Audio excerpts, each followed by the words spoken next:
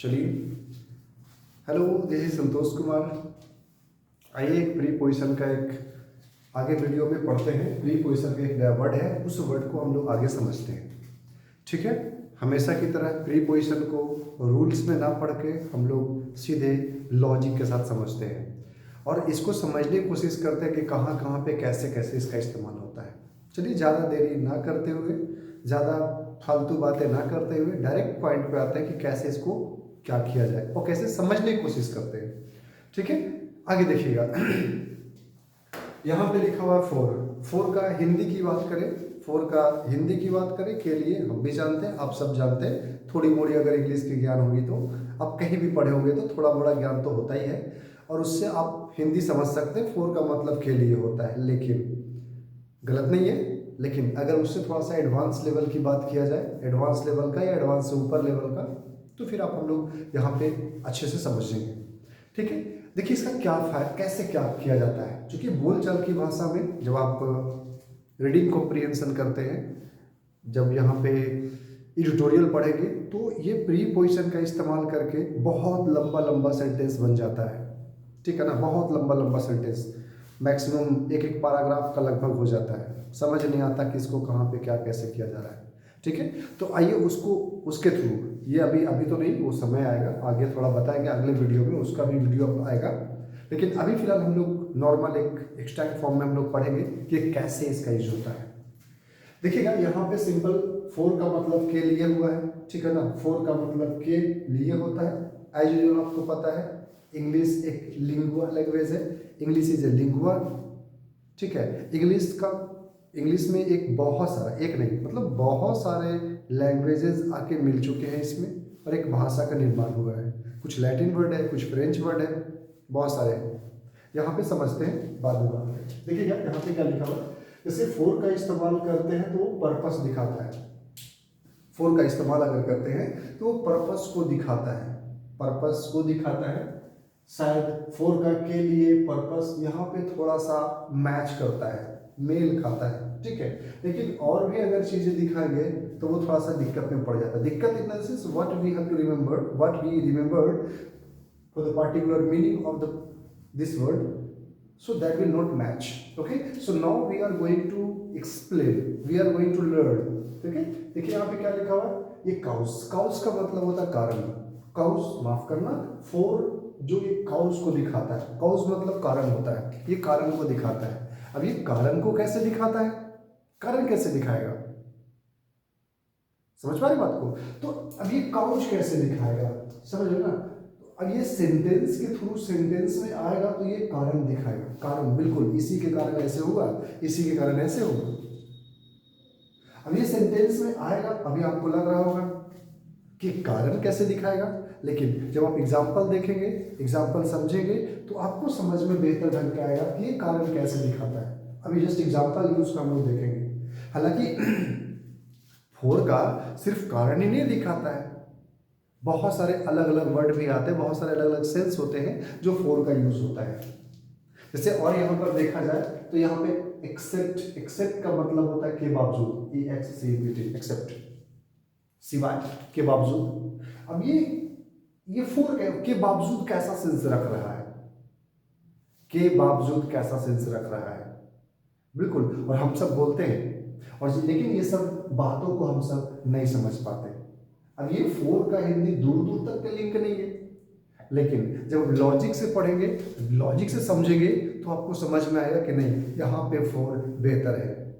ठीक है ना, आगे देखिएगा और क्या लिखा हुआ, ऑन द बिहाफ ऑफ। बिल्कुल, ये फोर का इस्तेमाल जो होता है on the behalf of, on the behalf of का मतलब की ओर से बोल सकते हैं।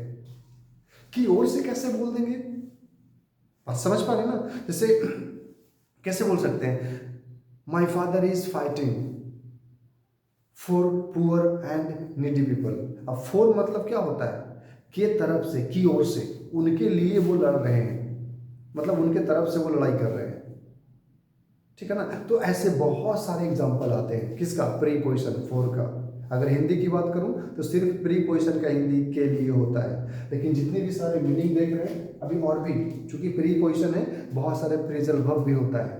बहुत सारे फ्रेजल वर्ब, वर्ब के साथ प्रीपोजिशन आता है, एक अलग मीनिंग देकर आता है, ये फ्रेजल वर्ब होता है। एडियम्स एंड फ्रेज की बात मैं नहीं कर रहा, एडियम्स एंड फ्रेज अलग होते हैं, अभी सिर्फ फ्रेजल वर्ब अलग बात है, यहाँ पे वो भी पढ़ेंगे, बट यहाँ पे अभी सिर्फ हम बता रहे हैं कि फॉर का मतलब ऑन द बिहाफ ऑफ कैसे होता है, एग्जाम्पल में समझेंगे। फॉर तो प्राइस के लिए भी आता है, प्राइस कीमत के लिए, ठीक है ना, कीमत के लिए। अच्छा, फॉर जब इस्तेमाल करेंगे तो बदले के लिए होता है, एक्सचेंज भी दिखाता है। कैसे दिखाता है समझेंगे, सब समझेंगे यहाँ पे। In a view of, in a view of का मतलब होता है के लिहाज से। अब के लिहाज से ऐसे सेंटेंस में आ जाएगा इन अ व्यू, फॉर आएगा तो इन अ व्यू ऑफ के लिहाज से भी इस्तेमाल होता है। अगर फॉर की बात करूं तो इन support of, in favour of के पक्ष में आप बोल सकते हैं। और फिर यहाँ पे फॉर का इस्तेमाल होता है इन एक्सटेंट ऑफ टाइम, ठीक है ना, समय के अवधि के लिए भी आप फॉर का इस्तेमाल करते हैं। वही सिंस और फॉर वाला। जो पीरियड ऑफ टाइम होता है, पीरियड ऑफ टाइम का मतलब समय का कोई लिमिट नहीं है, फिक्स नहीं है। 4 घंटे से खेल रहा था, कब से कब तक, कोई ना तो स्टार्टिंग पॉइंट है, कुछ पता नहीं है इसमें, तो यहाँ पे फॉर का इस्तेमाल होता है। वही जो प्रेजेंट परफेक्ट कॉन्टिन्यूअस टेंस में लगाते हैं, मैं 4 घंटों से खेलता आ रहा हूँ, खेल रहा हूँ, 4 घंटों से, कब से कब तक नहीं पता। लेकिन Monday, Tuesday, Wednesday, Thursday, Friday, Saturday, ये सब अगर कोई स्टार्टिंग पॉइंट हो जाए 4 बजे से 4 o'clock, 5 o'clock, 10 o'clock, तो यहाँ पर since 10 o'clock, since Monday, since January, ये इस्तेमाल करते हैं। 4 महीनों से, कब से कब तक नहीं पता, फॉर का इस्तेमाल होता है। वही फॉर समय अवधि के लिए होता है। हालांकि आगे और अगर डिटेल पढ़ेंगे, अगर और डिटेल पढ़ेंगे और अगर समझेंगे विद एग्जांपल, नेक्स्ट स्लाइड में शायद हम लोग पढ़ेंगे, उसमें बिल्कुल आपको स्पष्ट बताया जाएगा फॉर का इस्तेमाल पीरियड लॉन्ग, मतलब एक बहुत लंबे अवधि के लिए भी होता है। समझ पा रहे बात को? तो ये सब सारे चीज को हम लोग अभी विद एग्जांपल, अभी अगले स्लाइड में हम लोग इसको देखते हैं और समझते हैं with example, A to Z with point.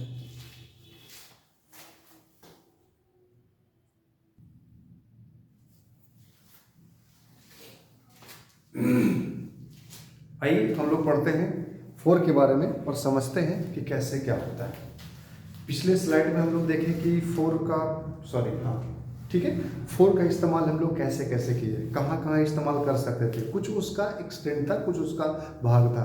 Simple, for का मतलब के लिए सही है, आप भी जानते हैं, सही वर्ड जानते हैं, आपने जो पढ़ा वो गलत नहीं पढ़ा, बट सिर्फ वहीं तक है, ये थोड़ा सा गलत हो जाएगा, यहाँ तक सीमित हो जाएगा। अभी जो हम लोग पढ़ेंगे इसको और आगे तक लेके जाएंगे और समझने की कोशिश करें कि वो जो पढ़े थे पिछले स्लाइड में, क्या वो सारा का सारा ये फिट बैठ रहा है, वो सारी चीज को यहाँ पे समझने की कोशिश हम लोग करेंगे।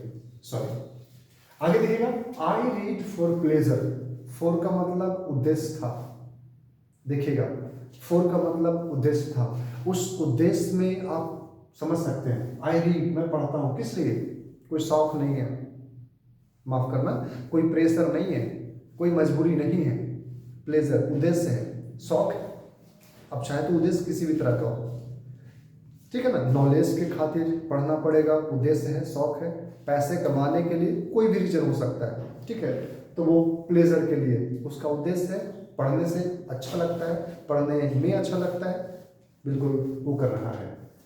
ही गोज फॉर वॉक, फिर से वही कहानी, ये जो फॉर है ये दिखा रहा है, क्या दिखा रहा है, ये फॉर आपको उद्देश्य को दिखा रहा है। उद्देश्य मतलब मैं जाता हूँ किस लिए, टहलने के लिए, मेरा कोई उद्देश्य नहीं है, मेरा कोई और पर्पस नहीं है, सिर्फ और सिर्फ टहलना उद्देश्य है, वॉकिंग करना। वी अंडरस्टैंड, हम लोग सभी जानते हैं, सभी समझते हैं, walking is good for health, वही उद्देश्य, वही है, स्वास्थ्य को ठीक रखना। आगे समझिएगा, he will suffer for his evil habit, evil habit, evil habit का मतलब होता है खराब आदत की वजह से। अब ये क्या लिखा हुआ है, अब ये कहीं ना कहीं कारण हो गया, ये काउज दिखा रहा है, काउज पढ़े थे हम लोग, कारण कैसे दिखाएगा, ठीक है ना, तो कारण दिखाएगा कि उसका सफर करने का कारण क्या है, क्यों सफर कर रहा है, क्यों संघर्ष कर रहा है, संघर्ष करने का कारण क्या है, संघर्ष करने का कारण क्या है, तो कारण बस यही है कि उसका हैबिट जो है वो इविल है, इविल मतलब खराब है, ठीक है ना। तो खराब आदतों की वजह से वो हमेशा सफ़र करता है, संघर्ष करता है, हमेशा मुसीबत में पड़ जाता है। इविल हैबिट 4 काउज रीजन दिखाता है, ठीक है ना। अब यहाँ पर हिंदी अगर के लिए कर रहे हैं तो करके देख लीजिए, नहीं बैठा पाइएगा, नहीं हिंदी सही से हो पाएगा। यहाँ पर 4 का मतलब गलत कारणों के कारण, गलत आदतों के कारण, ठीक है ना, उसे सफर करना पड़ेगा, सॉरी माफ करिएगा, विल है। आगे देखिएगा, फॉर ऑल हिज लर्निंग, ध्यान से सुनिएगा, फॉर ऑल, ठीक है, for all his learning he proved failure in life. कहा क्या जा रहा है कि फॉर ऑल हिज लर्निंग मतलब उसने सारा कुछ पढ़ाई किया, सारा कुछ सीख लिया, सब कुछ सीख लिया, फिर भी वो अपने लाइफ में फेल्यूर साबित हुआ। He proved failure in life. बात समझ पा रहे? बिल्कुल। तो सारा यहाँ पे फॉर ऑल का मतलब के लिए नहीं होता है, यहाँ पे फॉर ऑल का मतलब के बावजूद बोल सकते हैं कि सारा कुछ सीख जाने के बावजूद, सारा कुछ पढ़ जाने के बावजूद फिर भी वो सीजीएल क्वालिफाई नहीं कर पाया, पढ़ने के बावजूद, कठिन परिश्रम करने के बावजूद वो सफल नहीं कर पाया। For all he is working hard. समझ पा रहे बात को? तो सारा कुछ कठिन परिश्रम करने के बाद उसका बिल्कुल यहाँ पे वो क्या नहीं कर पाया, सफल नहीं कर पाया, ठीक है। तो for all his learning he proved failure in life. समझ पा रहे बात को? ठीक है। तो फॉर ऑल का मतलब के बावजूद होता है, फॉर ऑल का मतलब वही के बावजूद होता है। फॉर ऑल हिज वेल्थ, वही बात, वेल्थ मतलब वही संपत्ति, पैसा, सब कुछ पैसा, मतलब for all his wealth is unhappy. सब कुछ उसके पास है, सब कुछ तो है उसके पास। वेल्थ मतलब संपत्ति होता है, संपत्ति मतलब जितने भी सारे, अच्छा घर है, अच्छी गाड़ी है, महंगी गाड़ी है, लग्जरी गाड़ी है, सब कुछ, बहुत सारे पैसे हैं उसके पास, फिर भी वो अनहैप्पी है। द रीजन कुछ भी हो सकता है, लेकिन यहाँ पर फॉर ऑल का मतलब क्या हो जाएगा, के बावजूद, पैसा कौड़ी जिसको बोल सकते हैं, ठीक है ना, धन संपत्ति के बावजूद भी वो क्या है, वो बिल्कुल अनहैप्पी है। अनहैप्पी मतलब ना खुश है। For all his wealth. समझ पा रहे बात को? क्योंकि उसके पास वेल्थ तो है, हो सकता है उनके पास हेल्थ ना हो, ये भी एक रीजन हो सकता है, तो शायद इस वजह से वो हैप्पी हो। Reason what, no problem at all. Now we have to understand for all का मतलब के बावजूद। और समझते हैं क्या लिखा हुआ है, याद करिएगा। She is rather tall for her age. Rather tall in the comparison, यहाँ पे फॉर का मतलब कंपेरिजन का सेंस रख रहा है। थोड़ा सा समझदार होंगे आप, पढ़ते होंगे, थोड़ा सा सेंस रखते होंगे, तो बिल्कुल आप इसको बेहतर ढंग से समझ पाएंगे, ठीक है। और ये कहना मुझे नहीं पड़ेगा कि आप ये नहीं समझते होंगे, ठीक है ना, क्योंकि नॉर्मल भी ज्ञान रखने वाले बच्चे इसको समझ सकते हैं बहुत आसानी से। समझ पा रहे बात को? क्या लिखा हुआ है, सी इज रैदर टॉल, वो रैदर मतलब थोड़ा ज्यादा है, ठीक है। She is rather tall for her age, मतलब उनका जितना एज है, उसका जितना एज है, उससे वो तो एज से थोड़ा ज्यादा लंबी दिखती है, लंबी लगती है। कोई बोला कितने साल का हो, 5 साल का, अरे 5 साल के हो, ज्यादा लंबा दिखते हो एज की तुलना में, ठीक है ना, याद रखिएगा। तो यहाँ पर कंपैरिजन, अगर एज की तुलना करूँ तो एज की तुलना में आपकी हाइट थोड़ा ज्यादा है, याद रखिएगा। तो यहाँ पर फॉर का इस्तेमाल हो रहा है, कंपैरिजन का भाव रख रहा है, इस्तेमाल कर सकते हैं, बिल्कुल बेहतर, बहुत स्टैंडर्ड है। आगे समझिएगा, it is quite warm for January. Quite warm, अब यहाँ पर भी देखा जाए, थोड़ा सा कंपेयर ही किया जा रहा है कि it is quite warm. Quite मतलब ये देखा जाए कि जनवरी की तुलना में ये थोड़ा सा ज्यादा गर्म है। जनवरी जो है वो ज्यादा ठंड थी, अभी थोड़ा सा ज्यादा गर्म है। It is quite warm for January की तुलना में, जनवरी के तुलना में, फरवरी के तुलना में, मार्च के तुलना में, याद रखिएगा। It is quite warm for January, तुलना किया जा रहा है, आप फोर का इस्तेमाल कर सकते हैं।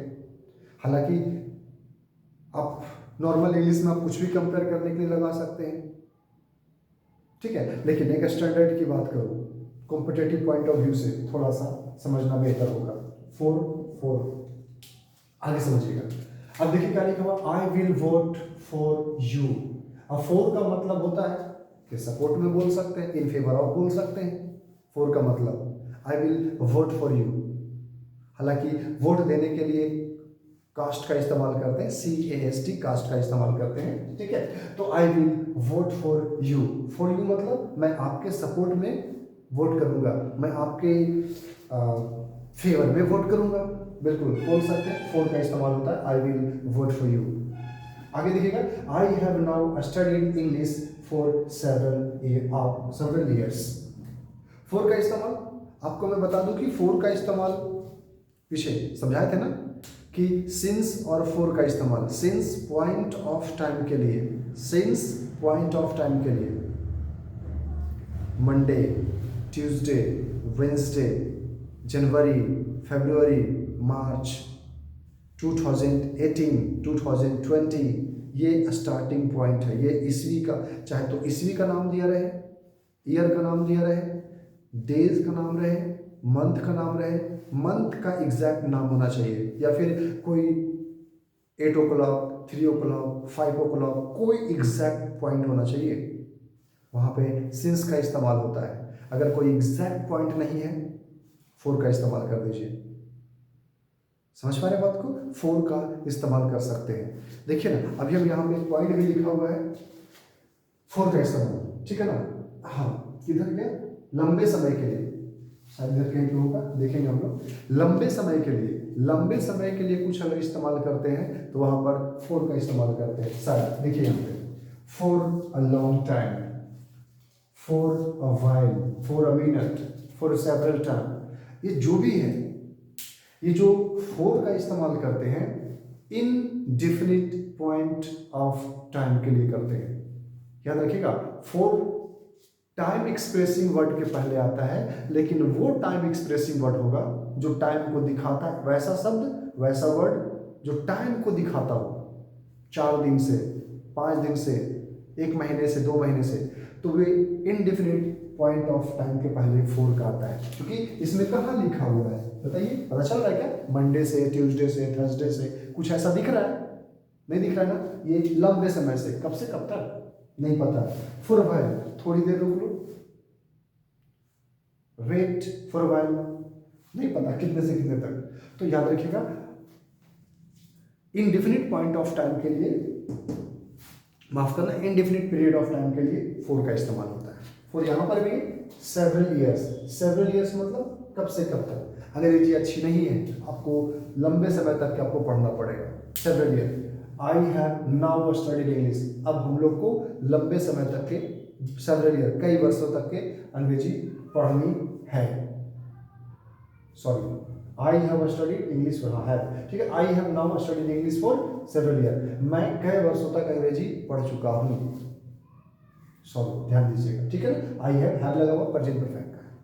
आगे समझिएगा, I am going away for a, I am going away, मैं जा रहा हूँ, दूर जा रहा हूँ, फॉर फ्यू डेज, कुछ देर के लिए, मतलब यहाँ पे कुछ फ्यू डेज, ये क्या लिखा हुआ है, ये जो है ना, ये है आपका पीरियड ऑफ टाइम, उसके पहले आता है फोर, याद रखिए। और समझते हैं, let us start for home. अब ये फोर का मतलब क्या होता है, कहीं ना कहीं डेस्टिनेशन को रीच करने के लिए फोर का इस्तेमाल करते हैं। ये सिंपल सी भाषा है, आप ये बोल सकते हैं, let us start for home, चलो घर के लिए चलते हैं, घर के लिए रवाना होते हैं, चलो घर चलते हैं, ऐसा बोल सकते हैं, ठीक है ना। We should fight for the weak and the poor, weak and poor, simple सी बात है। फोर का मतलब की ओर से, के लिए बोल सकते हैं। अब गरीबों के लिए हम नहीं लड़ेंगे, गरीबों की तरफ से हम लड़ेंगे, माफ करिएगा, गरीबों की तरफ से हम लड़ेंगे, ठीक है ना। तो क्या लिखा हुआ, वी शुड फाइट, हम लोग को लड़ना चाहिए, हम लोग को संघर्ष करना चाहिए। फाइट मतलब लड़ाई करना नहीं होता है, संघर्ष करना होता है, ठीक है ना। फाइट मतलब संघर्ष करना होता है, ठीक है ना। तो we should fight for the weak and the poor, गरीबों के लिए, गरीबों और कमजोर के लिए गरीबों के लिए और कमजोर के लिए, गरीबों के लिए और कमजोर के लिए हम लोग क्या करेंगे, संघर्ष करना चाहिए, हम लोग को करना चाहिए। संघर्ष करना चाहिए मतलब उनके अधिकार के लिए हम लोग को लड़ना चाहिए, ठीक है ना, उनको जो हक है वो दिलाने के लिए हम लोग को लड़ना चाहिए। ऐसा fight, we should fight for, के सपोर्ट में आप बोल सकते हैं, उनके सपोर्ट में हम लोग को आना चाहिए। ऐसा ही exchange his book for another book, बदलना का सेंस रखता है, इस बुक के कंपैरिजन में दूसरा बुक ले लो, बदल लो, अब सिंपल सी बात है।